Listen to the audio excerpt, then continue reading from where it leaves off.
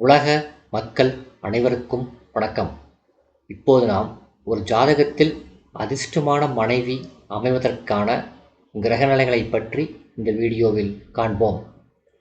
7ஆம் இடம் என்பது களத்திரஸ்தானம். களத்திரஸ்தானத்தின் அதிபதி 2ஆம் வீட்டின் அதிபதியுடன் தொடர்பை பெற்றிருக்க வேண்டும், அல்லது 7ஆம் வீட்டின் அதிபதியான களத்திரஸ்தானாதிபதி 9ஆம் வீட்டு அதிபதியுடன் தொடர்பை ஏற்படுத்தியிருக்க வேண்டும். 7ஆம் வீட்டின் அதிபதி 12ஆம் வீட்டின் அதிபதியோடு ஒரு தொடர்பை ஏற்படுத்தியிருக்க வேண்டும். களத்திரக்காரகரான சுக்கிரன் 9ஆம் வீட்டு அதிபதியோடு ஒரு தொடர்பை பெற்றிருக்க வேண்டும்.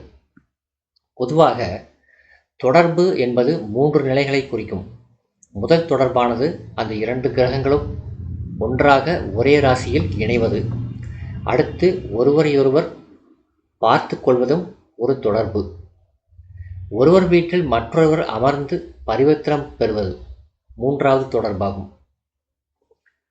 அடுத்து சந்திரன் 4, 7, 10ஆம் இடத்தில் அமர்ந்து குரு பார்வையை பெற்றிருக்க வேண்டும், அல்லது சந்திரன் 2ஆம் இடம் அல்லது 11ஆம் இடத்தில் அமர்ந்திருக்க வேண்டும்.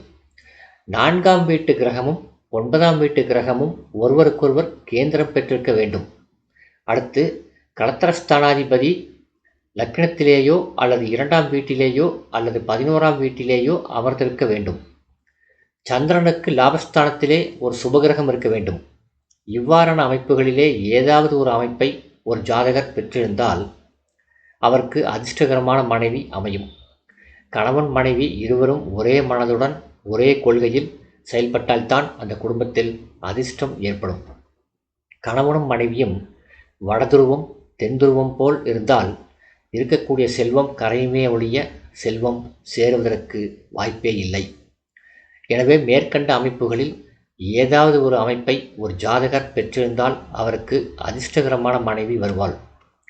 அவ்வாறு வரும் அந்த மனைவி குடும்ப பொறுப்பை கண்ணும் கருத்துமாக கவனித்து கணவன் சேர்க்கும் பணத்தையும் தான் சேமிக்கும் பணத்தையும் முறையாக செலவு செய்து செல்வத்தை சேர்த்து செல்வந்தர்களாக அந்த குடும்பம் வாழும்.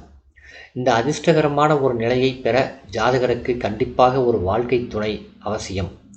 அப்போது அந்த குடும்பத்துடைய பொருளாதார நிலை உயர்ந்து அதிர்ஷ்ட வாய்ப்புகளை அடிக்கடி பெற்று நல்ல அந்தஸ்தையும் புகழையும் பெற முடியும்.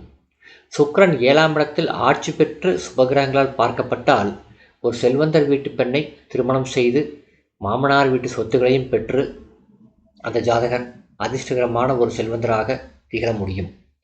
இந்த வீடியோ உங்களுக்கு பிடிச்சிருந்தா லைக் பண்ணுங்கள், ஷேர் பண்ணுங்கள், சப்ஸ்கிரைப் பண்ணுங்கள். நன்றி.